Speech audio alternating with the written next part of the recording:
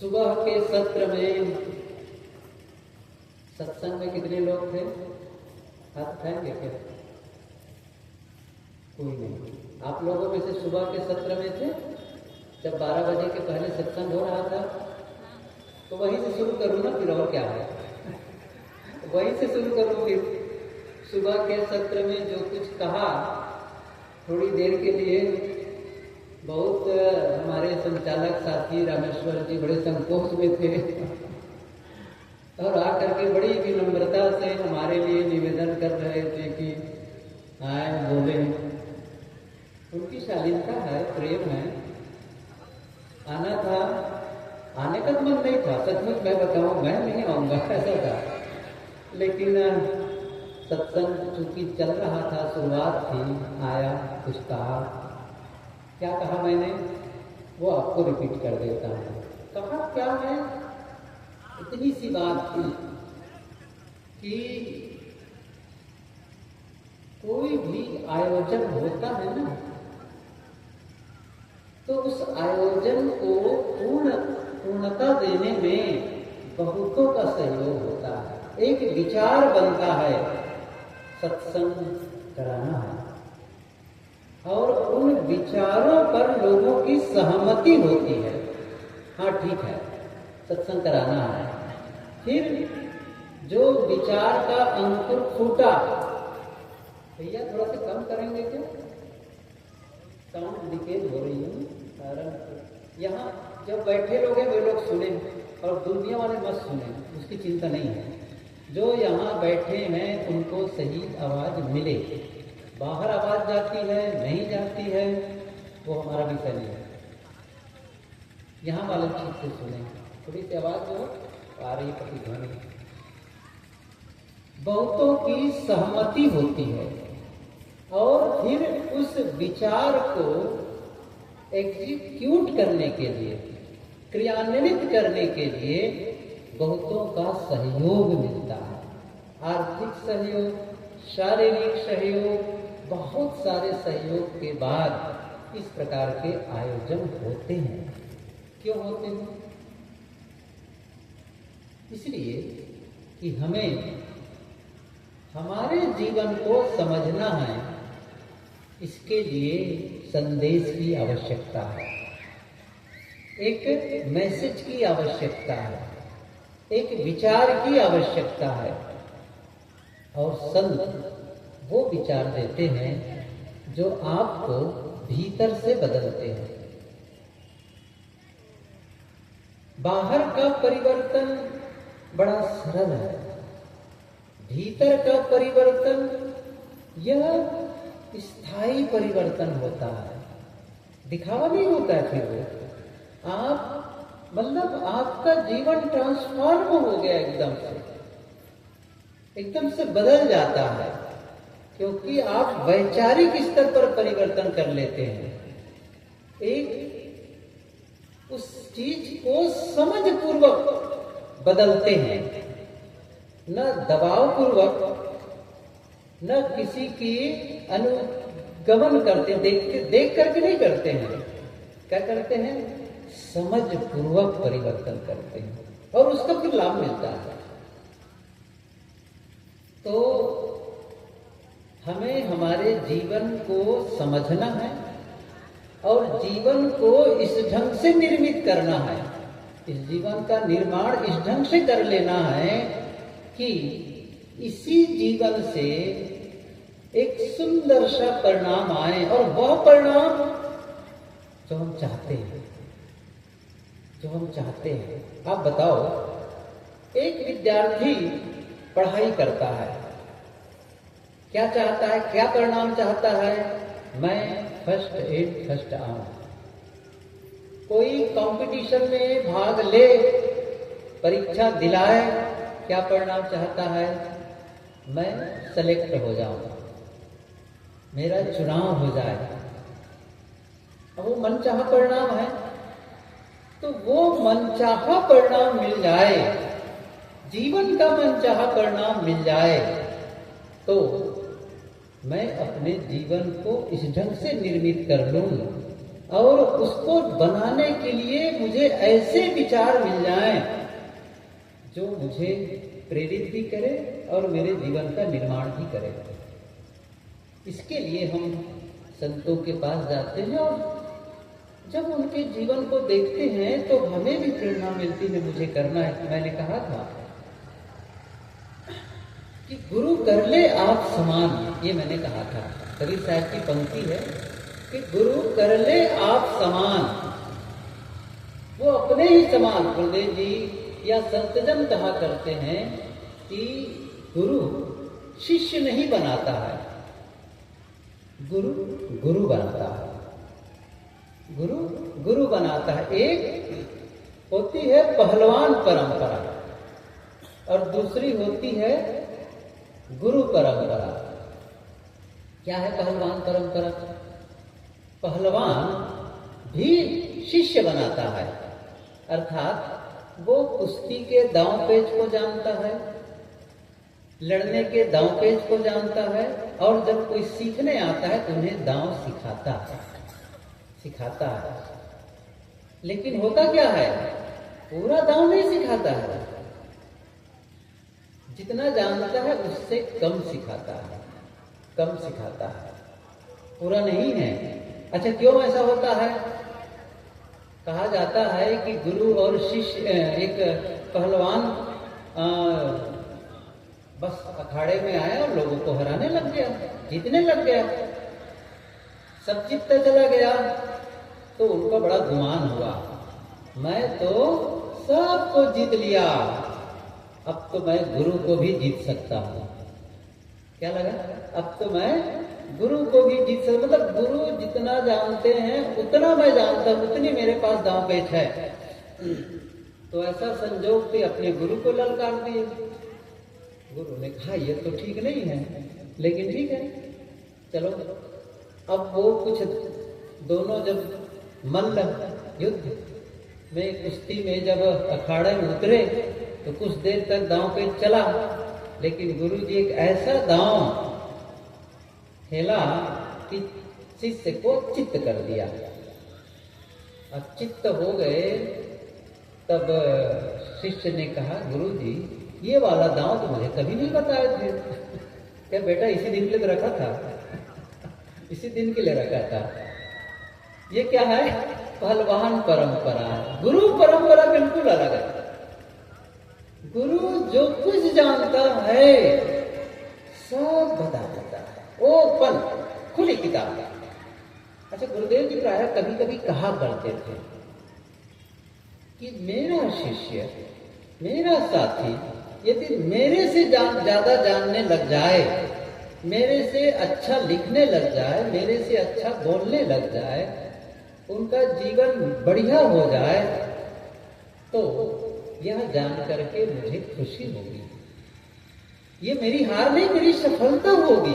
आप बताएं, आप पढ़ लिख करके एक क्लर्क हुए या मास्टर हुए या छोटा डॉक्टर हो गए और आपका बेटा कलेक्टर हो गया, आप मानेंगे मेरी हार है? मैं तो मास्टर ही रहा, मेरा बेटा कलेक्टर हो गया, क्या कहेंगे? आपकी जीत है। सही है ना? आपकी वो जीत है, खुशी है। इसी प्रकार जब गुरु का कोई अनुगामी, कोई शिष्य जब बेहतर से बेहतर करने लग जाता है, गुरु को प्रसन्नता होती है। जैसे एक मास्टर ऑफिस में गया, कोई बड़े ऑफिस में, कलेक्टर ऑफिस में, और वहां बैठे हुए कलेक्टर बाबू को देखकर कहता है वो मेरा पढ़ाया लड़का है। कितना प्राउड फील करता है, कितना गौरवान्वित महसूस करता है, मेरा पढ़ाया है। सोचिए बड़ा सा। कहने का मतलब है कि वो जो जानता है सब बता देता है गुरु। इसलिए गुरु अपने समान बनाना, जैसा वे हैं, जो रहनी गहनी है, क्या चाहते हैं? शिष्य की भी वही दशा आ जाए। ये क्योंकि उनको कोई स्वार्थ नहीं, उन्हें कुछ चाहिए ही नहीं, वो सबका हित चाहते हैं, सबका भला चाहते हैं। इसलिए गुरु वह जो अपने समान बना ले। इसलिए हमें ऐसे गुरु के पास, ऐसे संत के पास सानिध्य मात्र से, मैंने उदाहरण भी दिया था उपनिषद, ये उदाहरण दिया था उपनिषद, साथ बैठना, उप निकट निषद बैठना। गुरु के निकट शिष्य बैठे। अच्छा बैठे तो क्या बैठे रह जाए? क्या उनके चेहरा देखने के लिए बैठे रहे? नहीं, इसका मतलब है शारीरिक रूप से तो बैठना ही है, वैचारिक स्तर पर। मतलब जो विचार गुरु का है वो विचार मेरे में आ जाए। एक वकील भोपाल के एक बार ध्यान शिविर में आए थे, नया पारा, ये छत्तीसगढ़ में एक आश्रम है, नया पारा आश्रम, कबीर आश्रम। तो वहां के ध्यान शिविर में आए थे, वर्षों पुरानी बात है। अब की और कुंभ भी आए थे, और जब मैं भोपाल गया था तब भी वो मिले थे वकील। तो कार्यक्रम खत्म हुआ शिविर का, फिर उनको कुछ बोलने के लिए समय दिया गया समापन में, भाई अपना कुछ अनुभव सुनाओ, कुछ ऐसी बातें हैं जो लोगों को कही जा सके, लोगों को प्रेरणा मिल सके।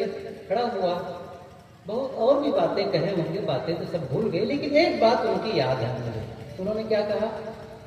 मैं गुरु जी से एक प्रार्थना करता हूं कि जैसा आपका मन है वैसा मेरा मन बना दें। क्या कह रहे हैं? जैसा आपका मन है वैसा मेरा मन बन जाए, वैसा बना दें। ये बहुत बढ़िया मान है। मतलब उसके उनके मन की स्थिति देखो। मैंने ये भी कहा था कि मैं इस संसार में रहता हूं और इस संसार में मैं उलझता हूं, किसी बात को लेकर के उद्वेगित हो जाता हूं, और किसी वस्तु को देख करके मैं आकर्षित हो जाता हूं, मेरे मन में उसके प्रति लोभ जग जाता है। किसी व्यक्ति को देख करके, किसी की सुंदरता को देख करके मेरे मन में आकर्षण हो जाता है, मोह हो जाता है, और छोटी छोटी प्रतिकूलताओं को लेकर के मैं उद्वेगित, आंदोलित हो जाता हूं, परेशान हो जाता हूं, और यहां मैं दुखी और अशांत हो जाता हूं। लेकिन इसी दुनिया में, इसी संसार में, इन्हीं मनुष्यों के बीच कोई है जो शांत है, जो प्रसन्न है। और इतना ही नहीं है, वो खुद शांत तो है ही है, उनके सानिध्य में जाकर के लोग शांति महसूस करते हैं। उनके साथ, उनके निकट बैठ करके भले कुछ ना बोले, ये अद्भुत है। कई बार आप लोग भी महसूस किए होंगे कि रहनी संपन्न संत जो अपने को तपाया है, साधना में निखारा है, उनके निकट जाने मात्र से, वहां पहुंचने मात्र से आपको लगने लगेगा बड़ी शांति मिलेगी, आकर बड़ी शीतलता मिलेगी। वो पुरानी बात कि गंदी कुछ ना दे तो भी बास सुबास।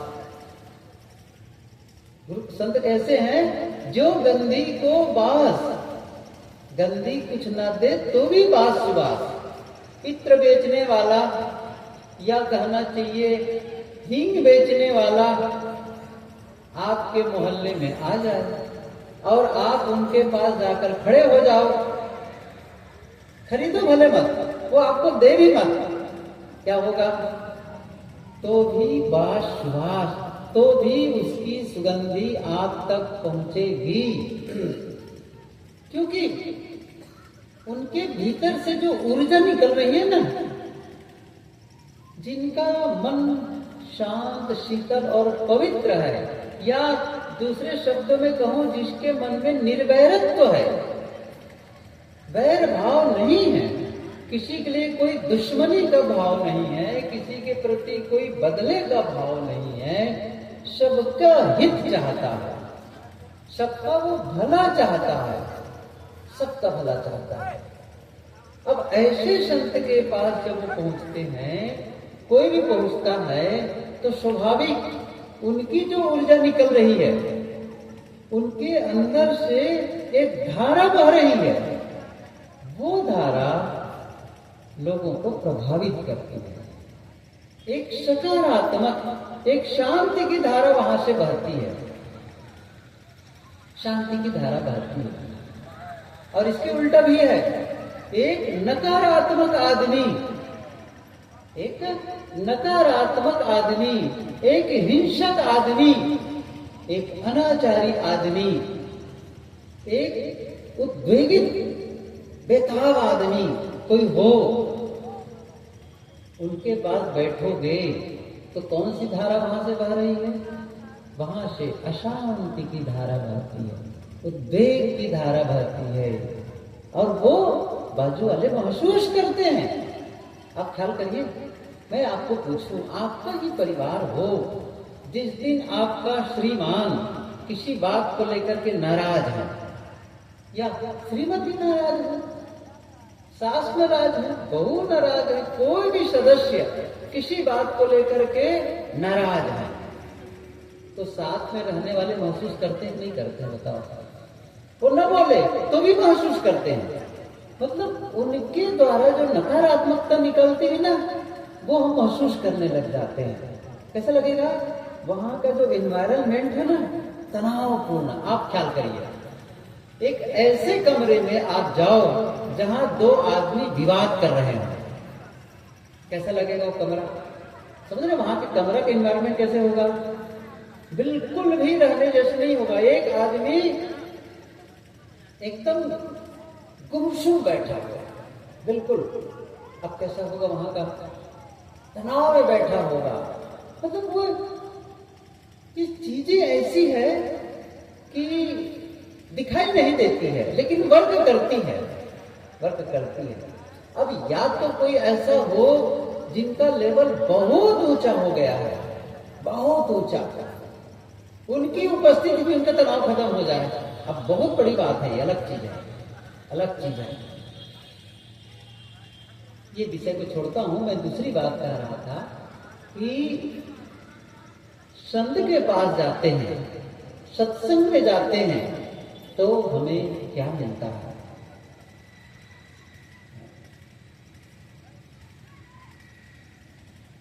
संत हमें वह बताते हैं जो हमारे रिश्तेदार नहीं बताते हैं। संत हमें वह बताते हैं जो हमारे घर वाले नहीं बताते हैं। संत हमें वह बताते हैं जो हमारे मित्र नहीं बताते हैं। और मैं इतना और कह दूं, संत वह भी बताते हैं जो आपके शिक्षक नहीं बताते, और संत वह भी बताते हैं जो बहुत सारे धार्मिक कथावाचक नहीं बताते हैं, वो बताते हैं। मान लो रिश्तेदारों की बात करो, तो रिश्तेदारों के यहाँ, रिश्तेदारी में आप जाते हैं, किसी के यहाँ मेहमान जाते हैं, या कोई मेहमान आपके यहाँ आता है, किस प्रकार की वार्ता होती है? वार्ता यही तो होती है। मान लो कोई किसान हो, क्या पूछता, भैया धान पान कैसा है? व्यापारी से क्या पूछा, व्यापार बट्टा कैसा चल रहा है? अमुक भाव कैसा है, अमुक का भाव कैसा है, अमुक का कैसा चल रहा है? फिर पूछेंगे बाल बच्चों का क्या है, पढ़ाई लिखाई, शादी विवाह। हाँ, विवाह हो गया बड़े बेटे की या बड़े बेटी की। अच्छा, कहाँ गया है दूसरी बेटी का, कैसे है, किस गांव में है? ये सारी चर्चाएं होंगी, सारी चर्चाएं होंगी। आप उनका पूछेंगे, वो उनका पूछेंगे। अच्छा, आप वाला खत्म हो जाएगा तो पड़ोसी के बारे में पूछेंगे, उनके बारे में पूछेंगे, वो विषय खत्म हो जाएगा। अच्छा, नेता कौन बना है, कौन कौन मंत्री बने हैं, कौन विजयी होगा, यही होने लग जाता है, यही होता है। ये सारी बातें होती है, ये सारी चर्चाएं होती हैं, लेकिन उनमें से कोई नहीं पूछेगा आपका मन कैसा रहता है, आप थोड़ा बहुत स्वाध्याय के लिए समय निकाल पाते हो, ध्यान कुछ कर पाते हो, आत्मनिरीक्षण का काम कर पाते हो, आत्मशोधन का काम कर पाते हो, मन में कैसे विचार चलते हैं, उसको कभी देख पाते हो? ऐसा तो नहीं कि जगह में बहे चले जा रहे हो, ठहराव तो कभी मन बनता है, नहीं पूछते, कोई नहीं पूछता है, संत पूछते हैं। इसकी चिंता संतों को है। उनकी चिंता ये भी है कि आपको भोजन मिले, कपड़े मिले, ये सोचेंगे, पूछेंगे, ये सच है, उसमें कोई दिक्कत नहीं है, वो भी पूछेंगे। स्वास्थ्य कैसा है ये भी पूछेंगे, सब कुछ ठीक ठाक है, हाँ ठीक है। लेकिन ये सारा जो बाहर का ठीक है वो किस लिए है, इसका उपयोग क्या होना चाहिए? ये बाहर जो ठीक है ना, वो भीतर को ठीक करने के लिए है। आपको भोजन 24 घंटे न मिले तो अशांति तो हो जाएगी ना। आपको ठंडी लग रही हो, कपड़े न मिले तो दिक्कत तो हो ही जाएगी, बात तो सही है। तो बाहर आपने ठीक किया, बाहर ठीक करने के पश्चात क्या हुआ? क्यों किए हैं? ताकि मैं अपने भीतर को ठीक कर लूं, इसी के लिए है। अब बाहर ही बाहर रह गए केवल, और उसको और बढ़िया करते करते पूरा जीवन बीत गया। गोस्वामी तुलसीदास जी ने कहा ना, डासत जन्म गयो। गुरुदेव जी ने इसी की व्याख्या में शाश्वत जीवन में ये लेख में लिखते हैं। गुरुदेव जी क्या लिखते हैं? एक आदमी रात में बिस्तर बिछाना शुरू किया और बिछाते बिछाते सुबह हो गई, सोने का अवसर ही नहीं मिला। अगले दिन फिर से बिस्तर बिछाने लगा, फिर बिछाते बिछाते सुबह हो गई, फिर सोने का अवसर नहीं मिला। ऐसे ही रोज बीतता चला जा रहा है। डासत बिछाते बिछाते जन्म गयो, मतलब आप व्यवस्था व्यवस्था व्यवस्था व्यवस्था, केवल व्यवस्था में ही जीवन बिता दिए। ये व्यवस्था है किस लिए? ये बाहर की व्यवस्था हमारे भीतर की व्यवस्था को ठीक कर दे, इसी के लिए तो है। नहीं तो आप मकान बनाएं, और बड़ा मकान, और बड़ा मकान, और बड़ा मकान। कितना बड़ा मकान चाहिए आपको बताओ? कबीर साहब जी ने कहा है, कहा उठावे मेड़िया लंबी भीत उषार, घर तो 3.5 हाथ, घना तो 4.25। साहब कितनी अच्छी बात कहते हैं। कबीर साहब की पंक्ति को पढ़ा करें।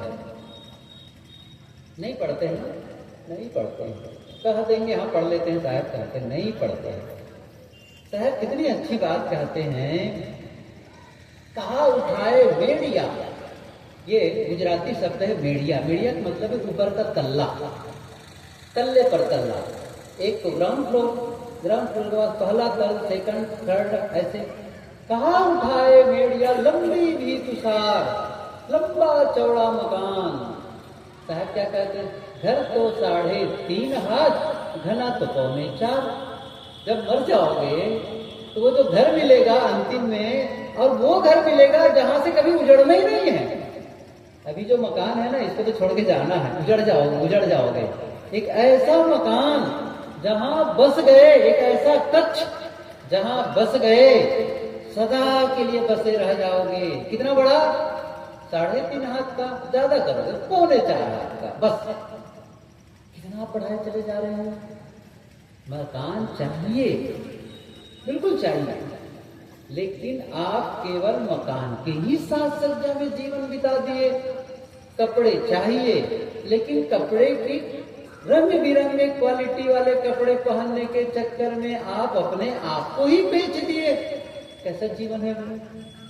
भोजन चाहिए, कोई मना नहीं करेगा भोजन के लिए, लेकिन भोजन की क्वालिटी बढ़ाते बढ़ाते ऐसी क्वालिटी वैसी क्वालिटी, कितनी क्वालिटी बढ़ा डालोगे, कितना जतन कर डालोगे अपने शरीर के लिए।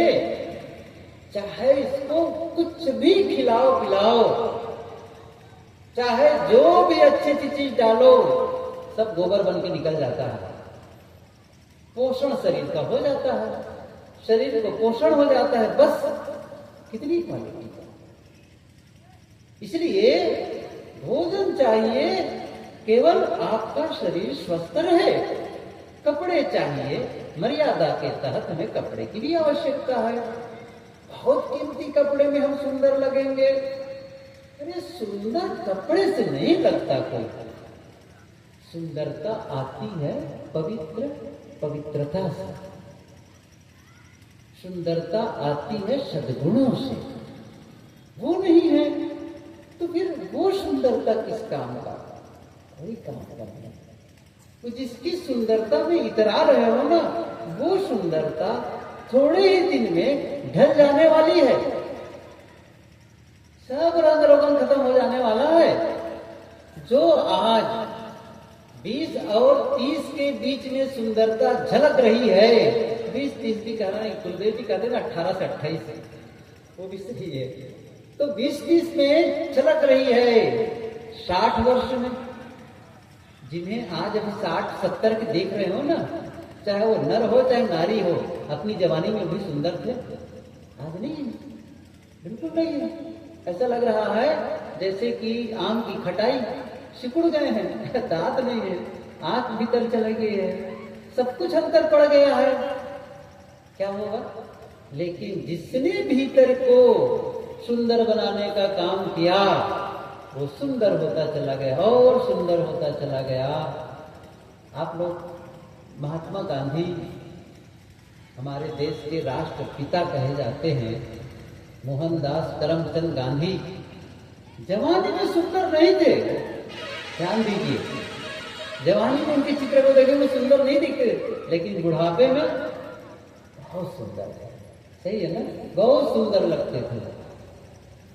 कहने का मतलब ये हुआ कि हम भीतर से, और वो संत यही बताते हैं, वो अपने विचारों के माध्यम से आपके भीतर बदलना चाहते हैं। अर्थात एक ऐसे विचारों को प्रेषित करते हैं जिससे हमारा आंतरिक स्ट्रक्चर ठीक हो जाए, वो ठीक हो जाए।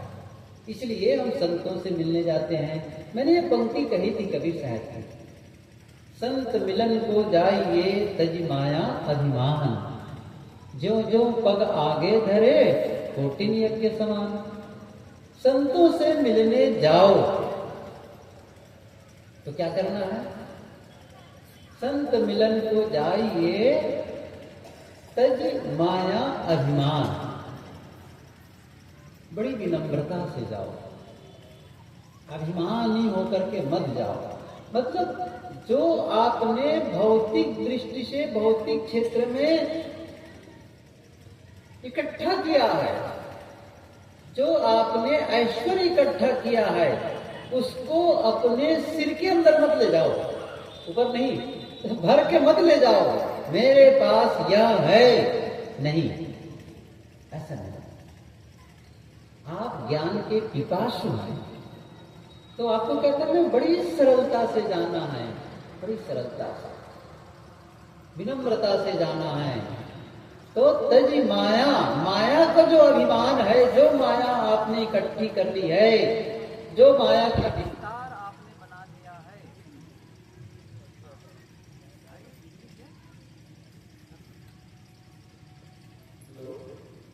हेलो, उसका अभिमान मत करो। अच्छा, मैंने अभी कहा ना थोड़ी देर पहले, वह आपके जीवन गुजर के लिए है, बस वो जीवन गुजर के लिए, अभिमान करने के लिए नहीं है वो। आखिर में आपके पास में मान लो आपकी तनख्वाह 50,000 की है, अच्छा 20,000 की मान लो, चलो 20-25,000 की है, तो आप 4 रोटी खाते हैं और पेट भर जाता है। आपकी आमदनी, आपका तनख्वाह हो जाए 2 लाख रुपए की, आप 4 रोटी की जगह आप 16 रोटी खाएंगे, बताओ 16 रोटी खाओगे? और मैं सच बताऊं, सच क्या बताऊं, धन जितना बढ़ता है भोजन कम होता चला जाता है। क्या मैं सच कह रहा हूं? एक किसान आदमी जो खेतों पर मेहनत करता है, इतना बड़ा, वो इतनी बड़ी थाली लेकर के जब बैठेगा ना भोजन के लिए, जिसमें भात रोटी इतनी सारी चीजें, सेठ देखकर कहेगा, हे भगवान, एक रोटी खाने पर खट्टी डकार आ रही है। सही है ना? उसके भाग में है ही नहीं है, और जो कुछ मिला सब खाया, जो मिला ठूस दिया, सब बर्न हो गया मेहनत करके। और हम लोग हल्का भोजन, उबली सब्जी, एक रोटी, डाइजेस्ट नहीं हो रहा है। खाक समय धन कमा के आए हो, बहुत सारा धन आपके पास है, क्या करते हैं? मिठाई की दुकान है, मालिक से क्या कहा? मिठाई मत खाओ, डायबिटीज है ना? ये फांसी है कि नहीं है? ये सजा है। लोगों को मिठाई बेच के खिला रहा है। डॉक्टर ने कहा तुम मिठाई मत खाना, सजा है, सही है कि नहीं है? और कह रहे हैं कि मेरे पास धन हो। गुरुदेव जी बहुत अच्छी अच्छी बात कहा करते थे, कहे कि किसको विकास मानते हो, किसको उन्नति मानते हो, बताओ। आपको कितनी चाहिए? आपको 4 रोटी चाहिए और आपके आसपास में 10,000 रोटियां हो गया है। अब मानोगे बहुत विकास हो गया, ये विकास है। अरे भाई बांट दो दूसरे में, नहीं तो परेशान हो जाओगे उन रोटियों के चक्कर में। कपड़े कितने चाहिए? कितनी जोड़ी कपड़े चाहिए? साड़ियां? अच्छा पूछो, पता सामने बैठी हो, मैं पूछूं कितनी साड़ियां हैं घर में? आपके पास में कितनी साड़ी है? कह सब जाके गिनना पड़ेगा। मैं सच बताता हूँ, किसी को पता नहीं है 10 है कि 20 है, पूरी अलमारी भरी है। लेकिन अभी आने दो कोई त्योहार, करवा चौथ और क्या क्या कहते हैं, एक तो नई साड़ी चाहिए, इसके बिना काम नहीं चलेगा। गजब हो गया है। आप कपड़ों से सुंदर होना चाहते हैं, क्या हो जाएगा?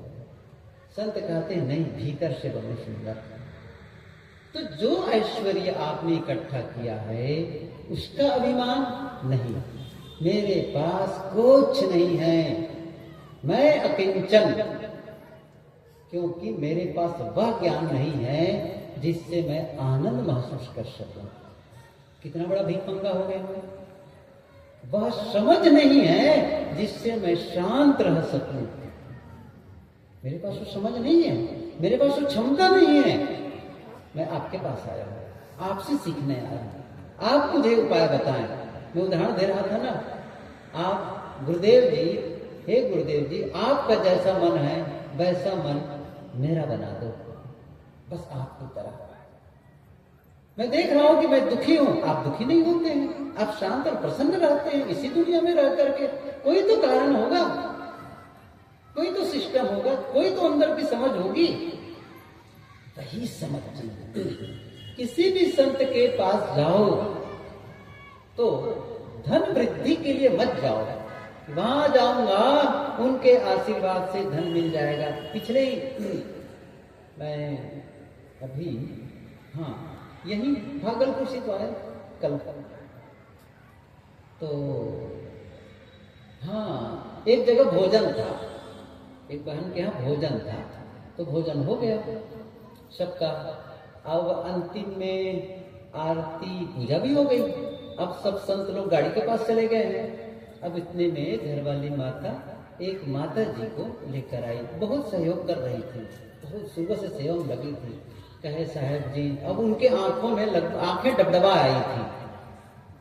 कुछ साहब आपसे कहना है? हाँ कहो, क्या बात है?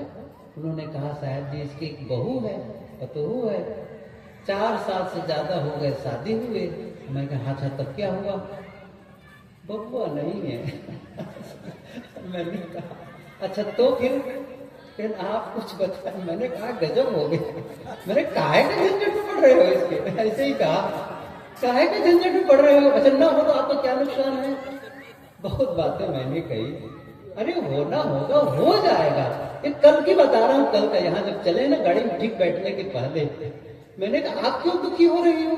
आपका बेटा हो गया, बेटे की शादी हो गई, बहू आ गई, अब आपको दुखी होने की क्या जरूरत है? उनके बेटा होना होगा, हो जाएगा, नहीं होना होगा, मत होगा। दुखी कभी मत होना, बहुत कहा मैंने। थोड़ी देर की बात के लिए मैंने कहा दुखी होने की कोई जरूरत नहीं है, सुखी रहो। क्या बेटा होना कल्याण के लिए, मैं वो उसको नहीं होने पर क्या हमारा पतन हो जाएगा, हम नरक में चले जाएंगे? ये समझ यही बता रहा हूं। यही जो ना समझी है ना, संत इसी को ठीक करते हैं। मतलब बिना वजह के दुखी होना। तो मैं कह रहा था संत के पास जाओ तो धन वृद्धि के लिए न जाओ, पुत्र प्राप्ति के लिए न जाओ, बीमारी निवारण के लिए न जाओ, नौकरी पाने के लिए न जाओ, संत के पास जाओ, बस एक निवेदन करो, बस मुझे क्या दे दो, वो आंख दे दो जिन आंखों से आप देखते हो। आंख को मतलब वो दृष्टि, वो समझ, जिस समझ के साथ आप दुनिया में जीते हैं। मैं भी उसको देखता हूं, आप भी देखते हैं, लेकिन जब मैं देखता हूं तो मेरा मन उसके लिए ललचाने लगता है, लेकिन आप देखते हैं कोई लालच नहीं। देखिए कितना अंतर है। मैं भी देखता हूं लेकिन मैं लुभा जाता हूं, मैं भी खाता हूं लेकिन खाने में संयम नहीं कर पाता हूं। कितनी कमजोरी है। मेरी ये कमजोरी छूट जाए, मेरे में संयम आ जाए, और ये सारी चीजें तब आ जाती हैं जब मेरे में एक समझ आ जाए। बस इसी को तो परख कहते हैं। सामने यही तो कहा है।